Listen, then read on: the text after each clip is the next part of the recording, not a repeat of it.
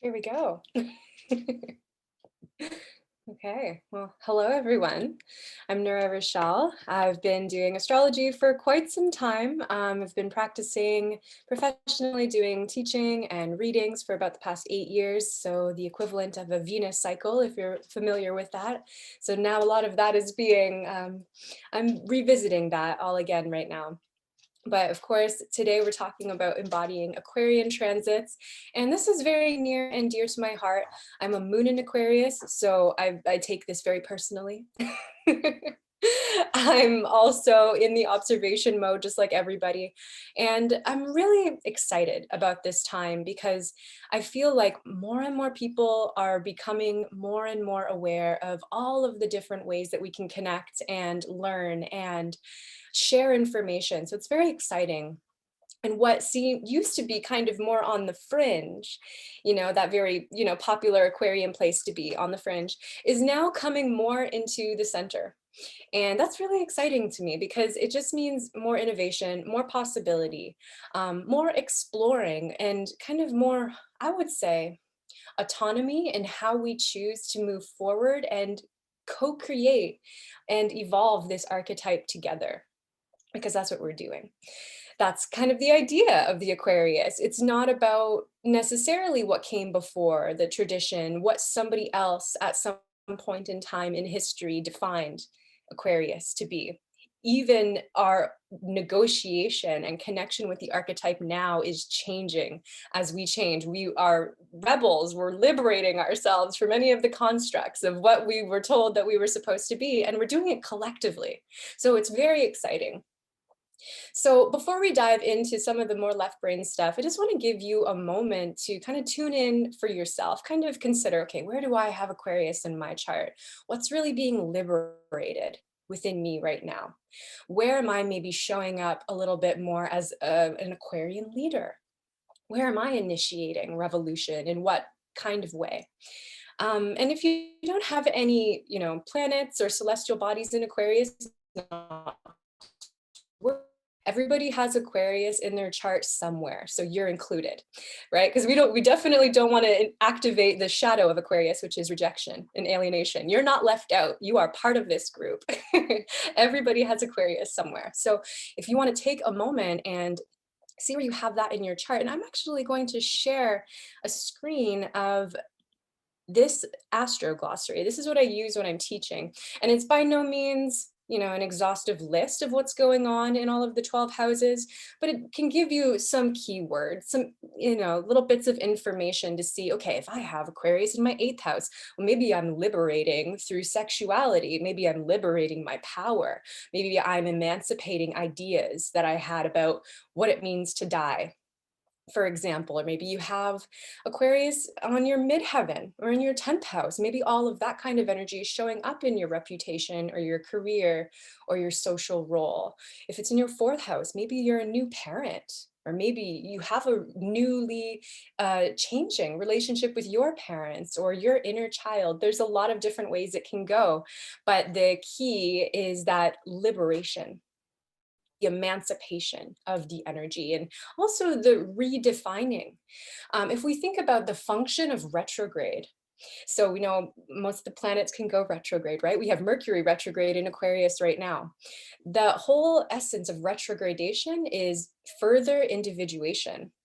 It's ruled by Uranus, which has that association and affinity with Aquarius. So the whole concept of redefining the function of what a planet even does, how a planet even expresses itself, is inherent in that retrograde energy. And so you can kind of apply that even further right now with Mercury retrograde in Aquarius. We're rethinking, we're revisioning how we even, define what it means to be in the collective, how it means to connect with technology. I mean, right now we are connecting from across the space through invisible waves that nobody, I mean, I'm not an expert. I don't know exactly how Wi-Fi works, but I'm fascinated by it. And all of these things are happening because we are allowing ourselves to revision what is possible for us to do with energy. And this is only the beginning. I feel like I'm a spokesperson, like I'm selling Aquarius right now. But But that's really what it feels like. There's something new here that's being emerged, and where you have Aquarius in your chart is really your personal part of this story.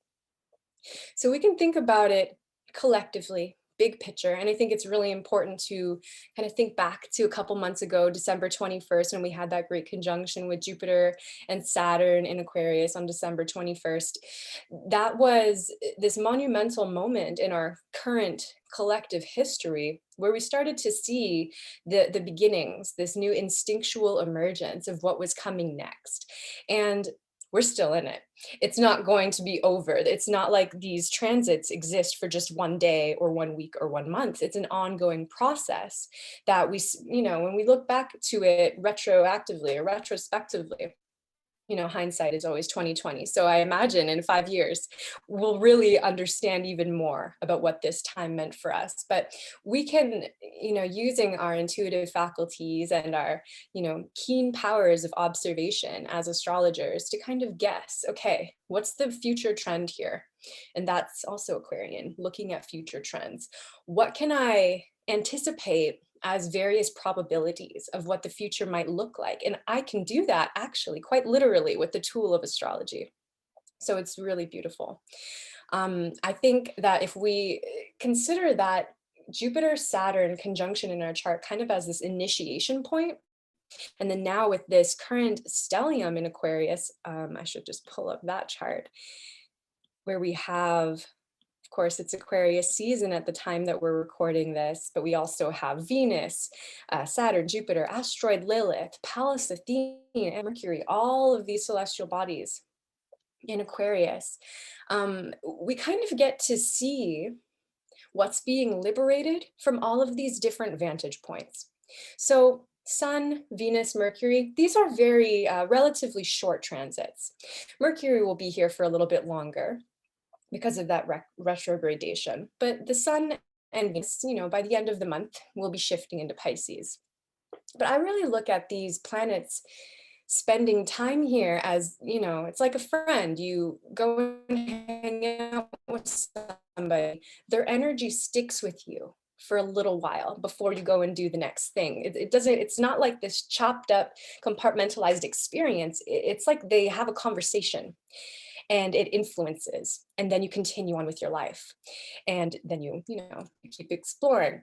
So we can think, okay, Venus is coming here to do some beautiful harmonizing, some liberation of our values, some liberation perhaps of our money story, right? Because Venus is values and money, maybe some emancipation of how we even attract or manifest what we want, how we communicate our needs, all of those kinds of things. If we think long-term with Jupiter, Jupiter will be here in and out because he'll actually go into Pisces this year and then retrograde in Pisces, come back to about 22 degrees Aquarius, I think it is, and then back through. So Jupiter will be here for about a year. Saturn will be here until 2023. So then, we have asteroid Lilith. She's inviting us to liberate how we look at shadow. So that's a whole story. I'm just going to pin that and maybe come back to that one in a minute. The sun here, I think we get this opportunity every year to kind of liberate our vision. A lot of people make New Year's resolutions, for example, and that's during Capricorn season. But usually in Capricorn season, we're still kind of operating off old paradigm. We're thinking about last year. We're thinking about, oh, these are the things that I wanted last year and I didn't do them. Or maybe I wanted something and I didn't get it. So we tend to kind of form our resolutions from that space. But I've always seen Aquarius season that began, a week and a half ago as this kind of taking stock of our goals and visions that we had beginning of January, and we get this chance to kind of reevaluate and revision our goals for the future with new information, with this inpouring of a new perspective. So that's all happening right now. And I feel like the sun is illuminating all of that. The sun is our current life purpose. And so we can think of, okay, how is the currently transiting sun integrating with our natal sun? If we have personal planets in Aquarius, what's being lit up? that sun function of lighting things up, making it brighter, making us more aware of what's happening in that area. We can think of Pallas Athene. She's the goddess asteroid of creative intelligence. And she's got that balance of masculine, feminine inherent in her being. And in Aquarius is very much that social justice warrior, that humanitarian that is seeking that co-creative expression for change. And so if, we turn on the news from almost any part of the world, we're seeing that. We're seeing her in action. And it's also that kind of feminine leadership. We're also seeing that. And of course, this isn't necessarily a talk about gender, but Aquarius, kind of the non-binary nature, kind of going beyond what we might have kind of put into a box of literally any way of labeling ourselves. There's that exploration, and I think Pallas Athene in Aquarius has a lot to do with that as well. And then of course, the Mercury in Aquarius, helping us to consider how we're thinking, consider our thought processes, looking at perhaps how we are creating new neural pathways. So I've been studying anatomy and physiology. It's been really fun. And we're currently in the nervous system. So I've got nervous system information on the brain, which I just think is so important. I don't even think my teacher is an astrologer, but it's like she knew when she put all of this together at this time, that it would be really good to focus on the nervous system, because in the body, Aquarius also has that affinity. If we think of kind of how energy moves through our body, the circulation system, we can think of Leo as the heart, and that circulation system, the rest of the body, is how we get that vital energy to the rest of the body, and that that relationship between the two. And then we can also think of the aura, the how we relate to the electromagnetic fields around us. All of these things are Aquarius. Have you ever been in a place maybe full of really bright fluorescent light, or like a sound, like a frequency that you're like, oh, I can't be in this space right now? That could be that part of you that's just reacting or clashing to the energy of a place. And that's also very Aquarius. So there's this sensitivity to the environment, and this sensitivity to energy, and oftentimes energy that's not seen, energy that's not understood yet. If we think about electricity, where electricity came from, it was not yet understood. We knew that there was lightning, but we didn't know how to channel it. So that invention of, putting everything into little wire tubes, that was an Aquarian invention. And so I think we're at this time where we're going to see a lot more of that. We're all aware, for example, of, clair abilities, like clairaudience, clairvoyance, claircognizance, clairsentience, all of these things. And the ability, to be telepathic, for example. There's a lot of these abilities that people are starting to reawaken to, and are starting to remember that they have these abilities. I also view that as very Aquarian. So if you're experiencing any of these kind of things where, you're kind of reinventing how you're playing with your own energy, how you're expressing your innate biotechnology. That's very Aquarian. Okay, so something that I really wanted to share about what I view as an opportunity, especially collectively, because this is something that it's the collective, that's that Aquarian humanitarian energy, is how we are taking in information. Because Aquarius is yang fixed air. So yang, energy moving out, energy kind of in the seeking mode, kind of looking at all of the possibility. Fixed in that it's a consistent energy. And air, it's connected to logic, ideas, how we communicate. And of course, all of that is relationship. It's how we relate not only to ourselves, to others, but to all aspects of life, through ideas, through mental maps, through neural pathways, through our conception of something, through our perception.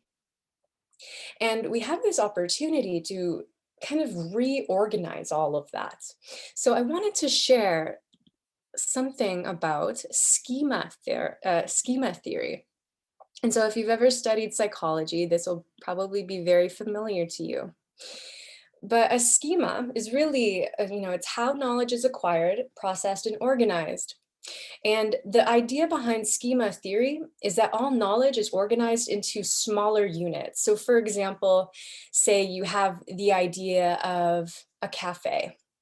If I just say the word cafe, okay, it's probably going to smell like coffee, or there's going to be like that low murmur of people chatting around you. You're going to have that idea of what kind of chair you would usually sit in, what the process is like going up to ask, the barista for your favorite drink, and what it feels like in there. But you don't necessarily have to name all of that. You just say cafe, and that whole essence is kind of immediately downloaded to you. And so that's how a schema works. It's basically how we encode information to be put into our memory system to then be recalled and used at a later date. And so really all of these inside each unit of knowledge is information for the ease of association. So I'm bringing this up for a couple of reasons. When we think about Aquarius, we think information, right? This age of Aquarius could be also coined the age of information. Arguably, this is really great for a lot of the reasons I mentioned earlier, the way that we can expand collectively new inventions, new technologies, etc. But also if you observe people and some of the health aspects of people, many people are feeling very overwhelmed, like there's a bit too much technology sometimes, or that they haven't yet found the balance. A lot of people are also feeling like there's this competition energy with computers. Some people are struggling, having lost jobs to computers, robots. Some people are feeling behind because they're not up to date with like, oh, I'm not a programmer, I'm not a coder. There's all these things that are associated with when a paradigm is shifting. So I bring the idea of schemas up because I believe that if we take this general information and we start to synthesize it into these bits, it can actually help us to become more resilient for the onslaught of information. And so this is happening already. Not going to go into it too strongly, but if I say COVID, I don't have to explain anything. You know exactly all of the stories, all these different bits of information are going to immediately come to you. But what other kinds of schemas can we co-create that might positively shift in our small circle, perhaps in our larger circles, perhaps collectively on a broad level? So it's kind of like the idea of democratic psychology shifts. We all have this opportunity to have a voice, to have an influence in the way new collective schemas are created. So that's my 2 cents on that. But that to me feels like how a lot of the changes will happen with Aquarius influence. It's very much these perceptual vantage points. Another great little image for schema theory is this one. And I think it's really important right now to have a strong grip on even just the basics of neuroscience. I mean, I'm not a neuroscientist, but I'm fascinated by it. But studying these things, I start to have more of an awareness of like all of the things that are going on inside my body. And if we think of the medical astrology side of things, we can start to strategize kind of how to make the most of it. But if we think of all that is happening with our senses, we are constantly taking in information. It's not just words, right? It's smells, it's feelings, it's visual information. So if I see something like a dog, okay, I'm looking at it, it's recalling all of the stories of any time I've ever seen a dog. Now I'm going to think about all of the other things that are activated in there. I love that there's a unicorn and a balloon animal. And then, we have our response. So there's a lot that we can do when we know how we work. For example, we can augment if we are feeling ever overwhelmed by information. There's certain things like breath work, yoga. There are herbal allies that can help us to pause, calm, kind of reset physically.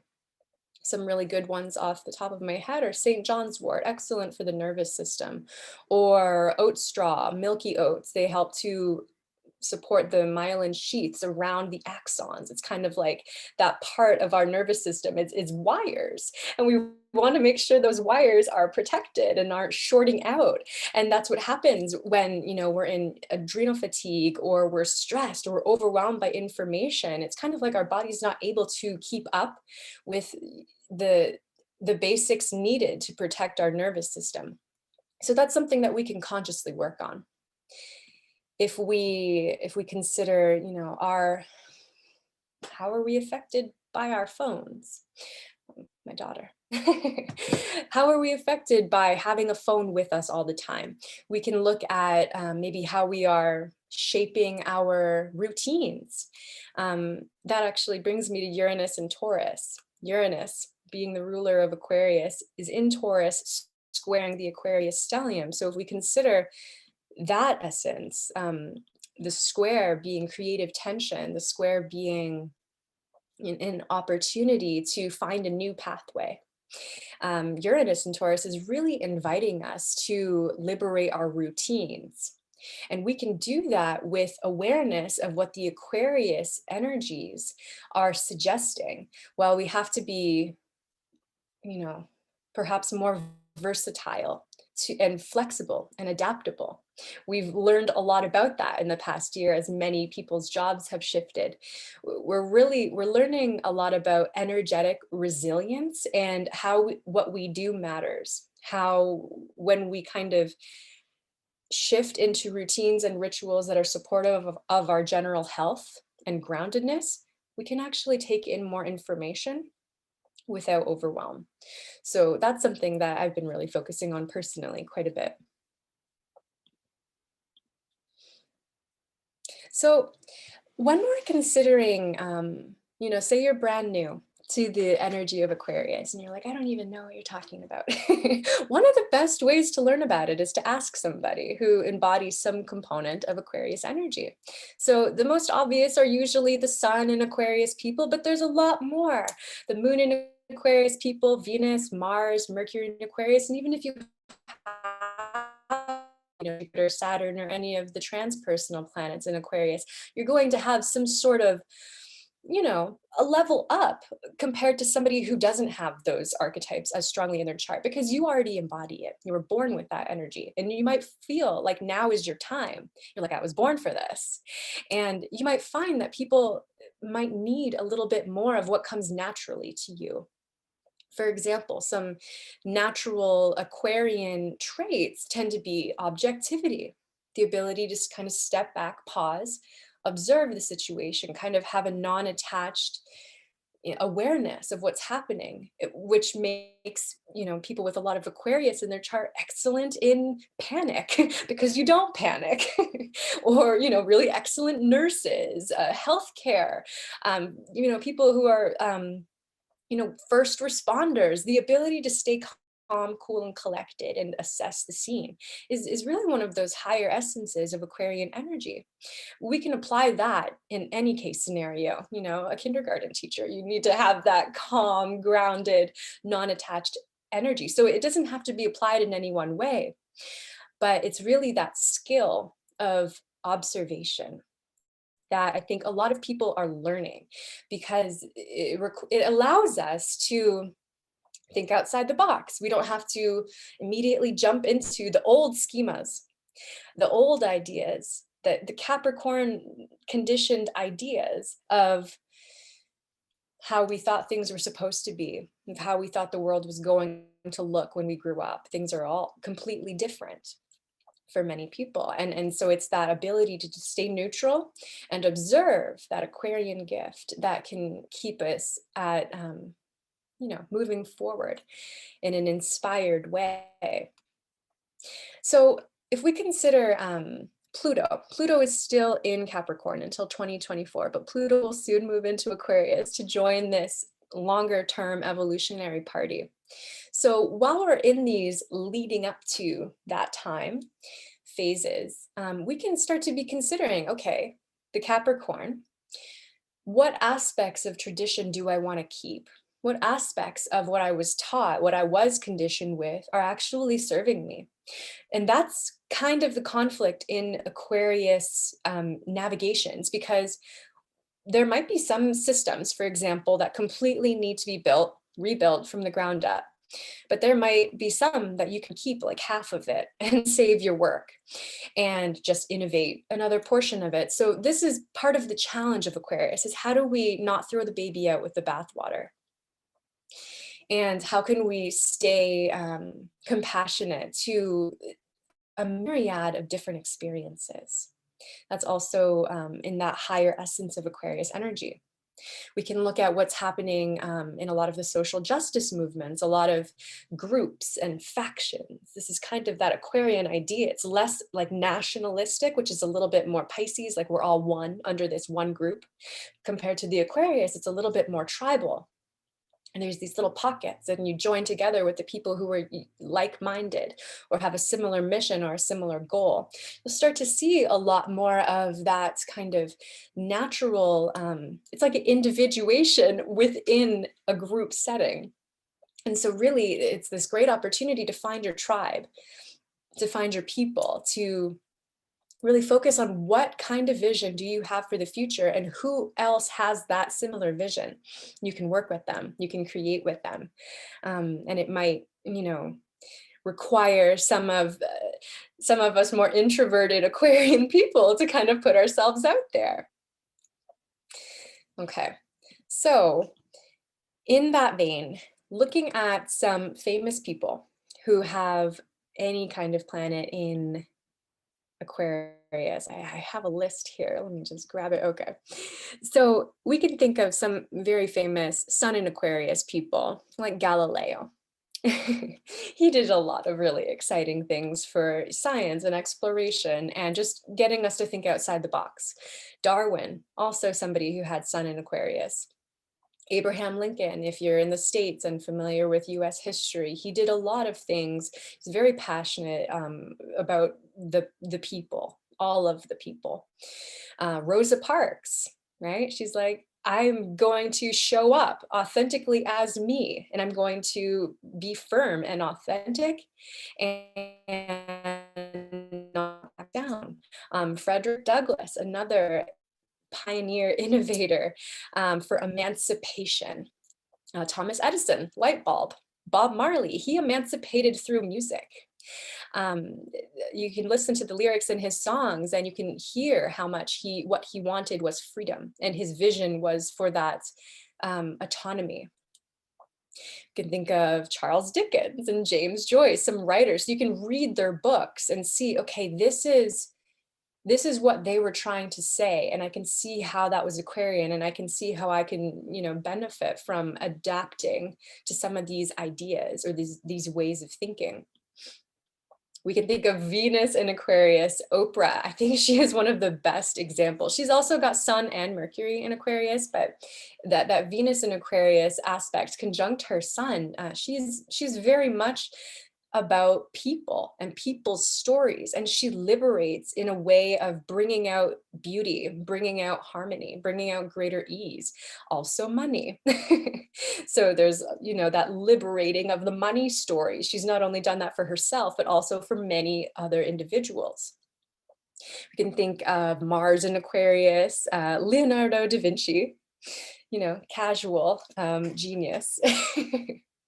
And he was also very interested in the body, right? If we think about his body diagrams, and Mars is that body. You can think about Jay-Z, artist, and he had a really strong kind of action-oriented authenticity. We can think about David Bowie, Aquarius rising, Janis Joplin. She was an Aquarius rising with Venus and Mercury in Aquarius, and that Venus Mercury in Aquarius, well, she sang in a very eccentric way, in a way that was revolutionary for her time and inspired a lot of people. So that's really what I think is at the core of this, is you be so much yourself, you be so authentically yourself that people are inspired by you. Inspired to be authentic. And it doesn't mean, there's no right way to do it. It's just whatever is true for you. And so I think that's what I want to say in general. I'll check the chat and see if anybody has any general questions, and then I'll dive into looking at the volunteer charts.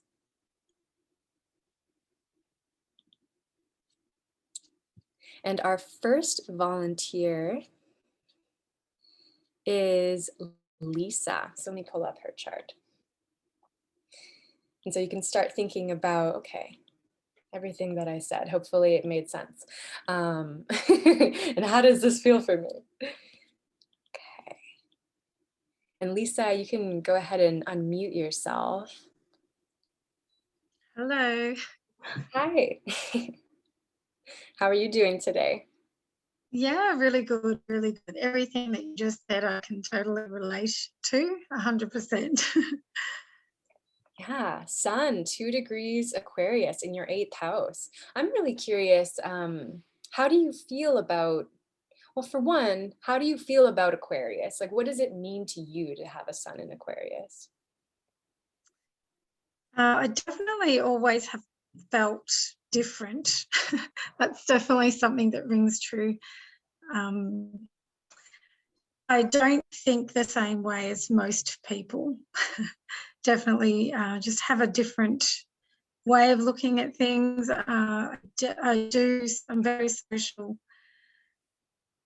I think I've got my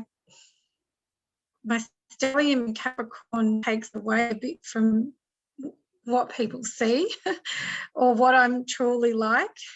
So yeah, but I am going through this transition of becoming way more authentic and being okay with that and undoing all the conditioning that has been done over the time. So it's exciting. Yeah, and I love what you said about that too, is that you brought up how it's a state of becoming, right? If we think about our sun sign, it's not something that we're, inherently born already being masters at. It's our sun. So it's that light that we're inspired to follow, that reason for being that we start to grow into. So it makes a lot of sense that it would be something that over time, you start to feel more and more that resonance of, especially with a strong Capricorn stellium.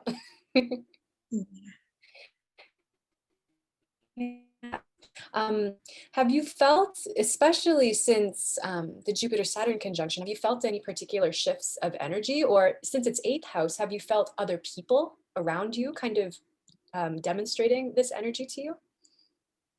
Yes, I actually have withdrawn a little bit because I've found a few people around me, their energy is a little bit erratic. So I've kind of like just to remove myself so I can keep myself and my energy grounded a little bit. That's what I've noticed. I'm not terribly, but like I like to have my space because I'm very sensitive to everybody's energy. So I definitely do pick up on little things. Absolutely. Yeah, And I I noticed. did do the ceremony. What kind of ceremony?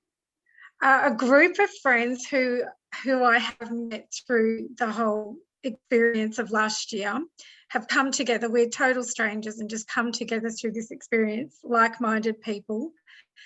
And we got together and did a ceremony for the conjunction, just stood there, said a prayer, and I literally felt like I was flying in the air. It was just such an awesome experience. But it was raining here, so we didn't get to see anything in the sky. But we just focused our energy on Uluru, and yeah, it was lovely. But yeah. I love that. I feel like that speaks so well to Aquarius in the 8th house, that kind of intimacy. It can be shared intimacy with strangers. And it doesn't have to be this traditional way. It sounds very, non-traditional. And I noticed also that you have Aquarius intercepted in your 8th house. And the intercepted signs are always fascinating. So having Aquarius intercepted, of course, makes Leo intercepted on the opposite side. So this, this 2nd and 8th house axis of resources, both personal resources and the resources of others, or the resource in the other. is something that you, I think, are really, really exploring with your sun in that intercepted sign. A lot of the theories around intercepted houses or intercepted planets is that it's either something that you've really worked on a lot in the past so that you don't necessarily need to do it again, or that it's totally new and it's something that's less expressed. So I'm curious where you feel on that spectrum. Yeah, that's interesting. I don't know. It comes natural to me. I have Uranus in my fourth house. I've got an Aquarian father, an Aquarian daughter, and I'm a twin with an Aquarian brother. So I'm very familiar with Aquarius energy. So probably very familiar with it. Doesn't seem to bother me whatsoever. The Leo interception, though, on the other hand, I struggle with. Yeah, it can be really interesting working with the intercepted signs, because it's sometimes something it's either so natural or it's kind of hidden. And you might find, maybe in Leo season, when the sun is opposing your sun, that's kind of a great opportunity time to work on that integration, kind of pulling things out from both sides. And this actually brings up a good point too, kind of for everybody listening who can find resonance in this story. All of the other aspects to the other fixed signs, Taurus, Scorpio, Leo, or perhaps the other air signs, Gemini, you have that going on, plus Libra, though that trine energy, these are going to be very strong. And so, with all of the Aquarius transits, you can maybe think back to your Pluto and Libra too, how that's going to be trined. It's already been trined. I think today, right now, it's being trined by both Venus and Saturn. So you can kind of think about that too. What's perhaps, being liberated in your evolution story. It's a really powerful time. Thank you for sharing. Did you have a question for me? No, I'm just happy to listen and take it in. Thank you. Okay, great. You're so welcome. If you have any more questions, feel free to drop them in the chat and then I'll try to answer them. Okay. Thanks. Okay, thank you, Lisa. Okay, now we go to our next volunteer is Nadia. And thank you again so much, volunteers, because I really feel like this is the way to learn about, the people who are embodying Aquarius so naturally. So thank you. So Nadia, hello. I think, okay. Are you unmuted?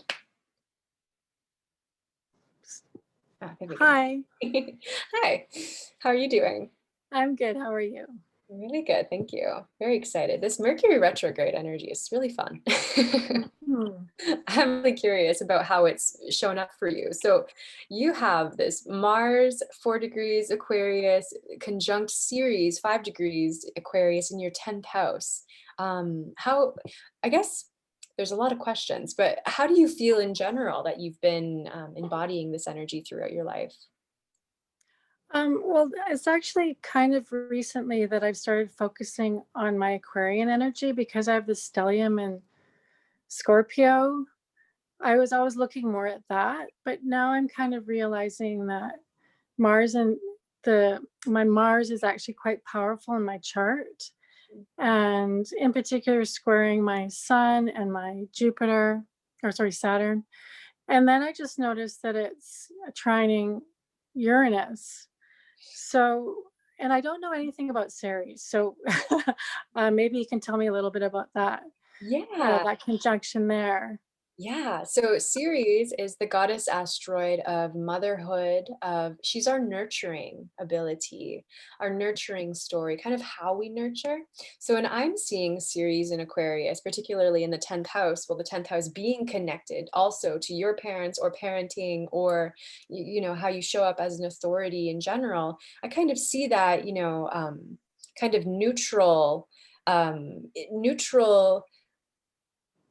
I guess, influence. Like you could probably have somebody come to you with an issue and it would be very easy for you to just sit and listen.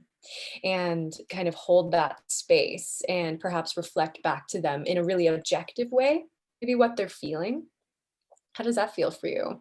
Yeah, I definitely have people come to me and I can see very clearly. But it's easier for me to do that on other people than myself. Mhm. Yeah, So, that makes sense with yeah. Scorpio in the eighth house. Yeah. That makes a lot of sense. And you bring up such great points too. You have a really good example with those squares of the well, looking at all of the Scorpio that's in a square relationship to the Aquarius. So of course, all of your Scorpio planets are going to be highly activated with the onslaught of the whole Aquarius stellium right now. But so is your Saturn in Taurus. Mhm. And also your Vesta. Vesta here is the goddess asteroid of sacred service and devotion, and she's in Leo in your fifth house. So there's something really creative Oh. that's wanting to be born too. And so she's going to be highly activated. Mercury retrograde is going to cross over this point exactly Mhm. in opposition. And so you might find that there's some sort of deeper self-expression that wants to come through. And it might have a lot to do with your general purpose of working with people and kind of you get this new opportunity to show up as a leader. So I'm really curious, if you feel comfortable sharing, what kind of vocation are you in? I work in human rights, so an advocate for workers, and it started out as more of a volunteer thing, and then I just became my profession. Outside of that, um, I was making a lot of art and playing music, and I'm connected to plant medicine. And so those are things that I do to give away. Like if I make plant medicine, I give it away. So I'm very connected to nature as well. And advocacy for people, say the underdog, for example. So when you first asked me about leadership, I kind of thought to myself, I don't really feel like a leader. Um, but then I looked up the definition of leader, and one of the things is to go through the jungle and break through the path so everyone can go through. And I feel like I would be more that kind of leader. That's beautiful. Thank you for sharing that. That also feels very resonant with an Aries rising too. A Yeah. trailblazer. But that's great though. I mean, even your use of all of those Aquarian words in describing your vocation, I love that so much. And I do believe that, especially now, I know a lot of people who want to reach out and make some kind of change or make some kind of difference, but they don't know how. And a lot of times it takes a friend to kind of lead them in there. And you might be somebody like that who's kind of like, you might not be comfortable in this arena, but I am. So let's go. Yes, I'm definitely like that. But I would say the Aries part of me, the rising, because I have the Chiron there, I'm very reluctant to see myself like that. Or yeah, so I'm trying to become more comfortable with that part of my personality or who I am. Yeah, and I think also letting it be changeable, letting it be fluid. I mean, North Node in Pisces, you're not supposed to be just one thing. So, you could be all of the things and just kind of leaning into, especially with Mars, it's how you move through the world. It's your body. It's kind of like what you described is, going through that jungle and clearing the path. It's what you will do in any kind of space. So it doesn't have to be like, if you're not comfortable with a definition or a label, which is so Aquarius, right? You Yes. don't have to label yourself. So that's great. That's really cool. Do you feel that with the Great Conjunction that you had any kind of insights or anything like that coming to you? I did have a lot of financial insight and a way to work in a more progressive way with my finances. So, for example, I bought a house without a mortgage somewhere that's in a small town. And then I'm also looking at cryptocurrencies, like investing in those. And so I feel like I'm following that energy definitely in my 10th house kind of area in my life. And also personally going back to making art and being creative and following my intuition more. And that was another thing I thought as a leader, is more of a maybe a feminine kind of energy to follow the intuition that we've kind of lost, like you were talking about earlier. Yeah, I agree with that. And I feel like your Taurus Scorpio nature, and especially with Uranus and Taurus, so close to your Saturn and into your second house. I mean, what you mentioned, just kind of going back for a moment about cryptocurrencies and liberating your money story and all of, and the way you were able to buy a house. It's so free the way that you've been able to do all of that. And I feel like that it does kind of free up other parts of you, like those intuitive parts, to be able to, you know, do the work that really calls to you on the soul level. And the people who will probably, you know, something I've really noticed, people who have a lot of strong Scorpio or a lot of strong Aquarius tend to be very adaptable, very flexible and able to go with the flow of change. And so you might just find that you have people just, you know, coming to you that would like to feel soothed because you have that series in Aquarius, the soothing nature, and soothe a lot of people, comfort them, show them that, you know, the skills that are available and the information is available to everybody. And that's the beauty of Aquarius. It's not like only one special person over here gets to do it. Right? So I think it's those kinds of things that can be really soothing for people. And it sounds Yes, I find myself definitely an information sharer. Like if I know someone's interested in something and I come across it, I'll contact them or send it to them. So it feels in some ways like I'm a conduit for information in the way that I act in the world with other people. I love that. And last question for you. How do you feel the Aquarian stellium and all of this new Aquarian energy, what do you see for the future? Kind of wish I asked this also of Lisa. I want to ask all of the Aquarian minded people, what do you see for the future? I think that it's very expansive. I feel like everything's expanding instead of what we previously had as a very constrictive type of social financial situation with all that Capricorn energy. It just to me feels so expansive, and that it's kind of leveling the playing field a little bit, and I just hope that that's true. Yeah, me too. Really, I do. Well, thank you for that, Nadia. Did you have any questions for me? No, it's been really great. Thanks for having me. Yeah, awesome. Thank you for sharing. Okay, so our final volunteer is Andra. And am I saying your name right? Yes, hi, you are.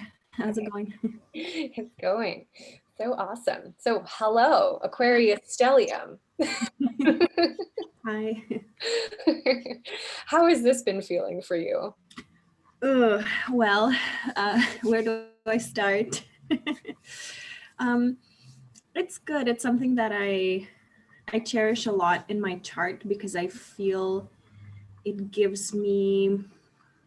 balances some darker, harder things for me. You know, I feel like all of that Aquarian energy allows me to, like you said, really be adaptable. And when things sort of don't go my way, or things happen that I didn't expect, or there's hardship or challenges or whatever, I feel like I draw on that a lot. One, you know, in terms of like that compassion and that objectivity, in terms of, you know, instead of like being right in it, I'm always able to pull back and really see the big picture of everything that's going on, which allows me to then make better decisions and influence myself through that process in a more sort of meta kind of way. And so I find that, you know, it's helpful. And also I think just my, like the Sun, Mercury, Venus mishmash there allows me to really speak my heart, to be really vulnerable in what I share, and to also do that in a loving way, which is the, you know, the Venus kind of playing out in there. And so I'm always about communicating, you know, my purpose, my vision, what I'm doing in the world, what's going on with me. You know, it's always something that I just kind of naturally emanates out of me, is how I would say it. I Yeah. love that. And yeah, it seems like, especially with that really close conjunction of Mercury Sun, that the way you would communicate is so aligned with your purpose. It is one and the same in a lot of ways. Yeah. And so it makes sense. And especially in the 10th house, it's public. So I'm curious, what kind of things or projects are you working on? Yeah, so there's a few things, I guess, with the, so mostly coaching, mostly energy work, working with the chakras, mindset work. My background is in psychology. So there's been a lot of sort of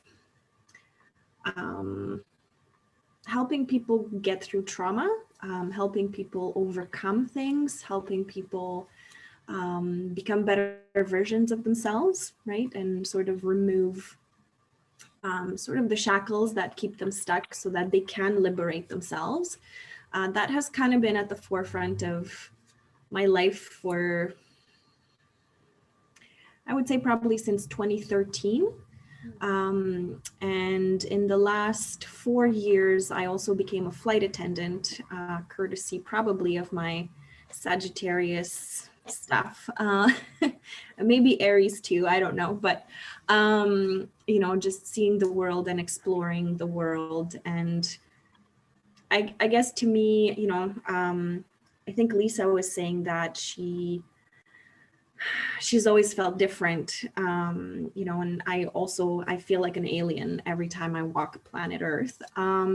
But I think whereas before I used to victimize myself in that state, now I have really learned to like embrace it and celebrate it, and to be like, you know what, like this is how I see things, this is how I work, this is what I want to express, this is what's coming through to me, and there's space for me too. Like it's okay for me to take up that space. It's okay for me to share all these things, even if they're not conventional, because they're not, nothing about me is conventional.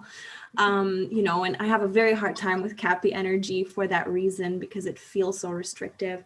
And so, you know, I'm grateful that with this onset of the stellium moving into Aquarius, Cappy energy is being asked to stand down so Aquarius energy can stand up, you know?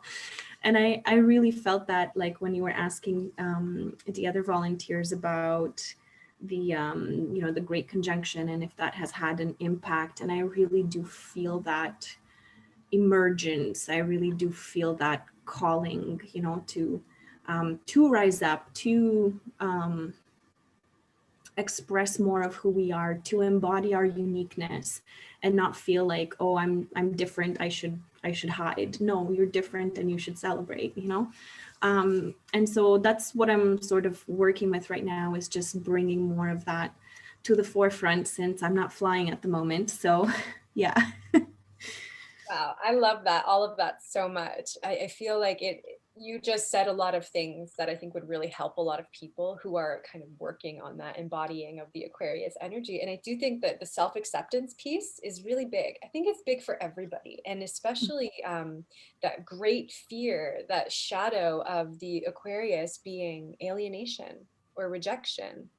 That when you have an awareness of that in yourself, you're just more likely naturally to be inclusive of all other people when you've had those kinds of experiences. And I think that's something that we're all kind of learning a lot about right now. I mean, you mentioned also quite a few Sagittarian Gemini things, also with, you know, South Node in Sagittarius right now, the North Node in Gemini. It makes a lot of sense. Your chart is alive right now. It is so lit up with the current transits. Yep. Yeah, so I mean, this is definitely your time to be doing your work, and don't stop doing it. So with your Vesta, goddess asteroid of sacred service, Sun, current life purpose, Mercury, how you communicate that purpose, Mercury being that messenger between all of the planets, Venus, how you can sort of liberate through making things beautiful, liberate through harmony and ease. And then that Jupiter in Aquarius. So you're coming up also on a Jupiter return. Yes, yes, that's right. Yeah. Yeah, so that's a really exciting time. A lot of expansion, a lot of new frontiers. And I feel like you kind of answered it, but I guess I'll ask it really specifically. What do you see for the future of humanity? Mhm.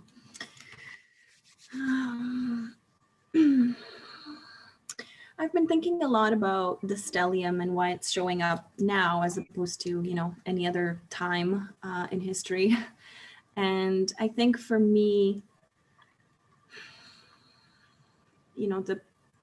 the biggest thing about Aquarius is, at least in the way I see it, and this is just my own interpretation, but when I look at like the little waves, like the symbol of Aquarius, there is that inclusivity that you're talking about, where like one wave is me and the other wave is the other person, and we're always together. Like there's no, there isn't this like, here's the elite and here's everyone else, and here's, there's this like the separation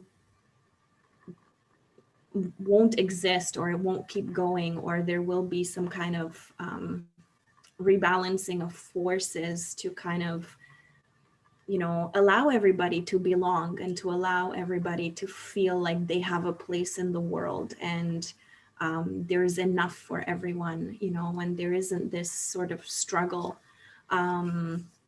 for resources, for power, for whatever. I think that with Aquarius there's sort of a bit of a return to community, maybe. Like I feel like that's the that compassion that we were talking about, that there is the self, but there is the other as well, and we need to take into consideration the other. And I don't think that has been the case as much, or we're working on that, and I feel that we need to work on that in order to really sort of balance things out. In addition to that, I feel that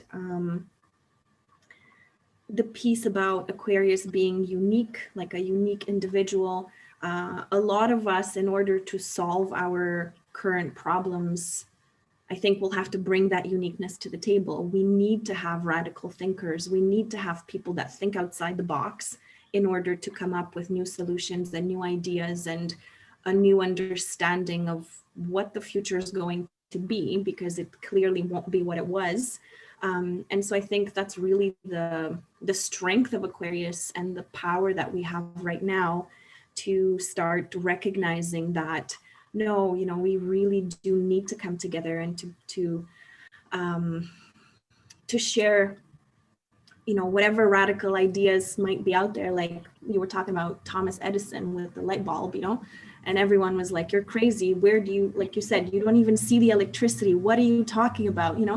And it's like that. And sometimes it's hard to like to stand up, for yourself, when there's all these, when nobody sees what you see. I think that's the hardest thing about Aquarius, like it's like, oh, like I wish they saw what I see, but I think it's absolutely necessary. And regardless of whether they see it now, they will eventually see it. And we just need to kind of have faith that will come.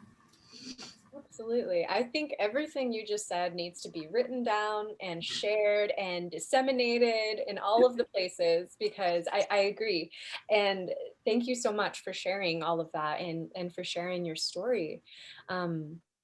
I feel especially, all of you, I think, have said this in one way or another, is kind of speaking up for the underdog.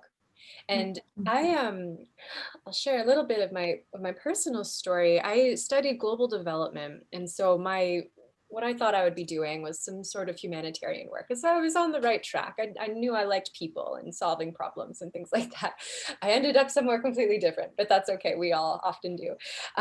But I remember in learning about the quote unquote problems of other people out in the world, that especially coming from a Western perspective, we tend to project problems onto other people and invent problems where maybe there aren't any. But what is often true is that people who actually do need support, what they really need is a space to be able to advocate for themselves. It's not that they need somebody else to advocate for them. They just need a space to speak and to share their story. And so I really view this as a time too, you know, with the internet and all of these different platforms, there's spaces for people to share their story. And I'm really curious to see, you know, how we can best use this tool and to give space for the voices who really, you know, maybe have been underrepresented, haven't been able to share their needs. And, you know, all of us who are, you know, Aquarian leaders in whatever capacity, we're those people who are kind of opening the door for that. So I just wanted to say thank you again for the volunteers. I really appreciate hearing your stories. And thank you for any of you who are listening, watching. It doesn't look like anybody has any questions. Hopefully that's a good thing. But thank you, everyone. And if you have any questions, of course, at any time, please reach out to me. You can find me on Instagram. I'm at moon.mystic, and I share things, you know, every couple days there. And I also have my website, nurarachelle.com, and I post blogs and videos and other resources too. And I have courses and I do readings, so all of the things. So please reach out if you have any curiosities. And that's it from me. Thank you. Okay, Thank you very much. Thank you, Nura. Would you all please thank Nura Rachelle? Thanks, Nura. Thank you so much. Thank you. Hope you all enjoy this season. Thank you.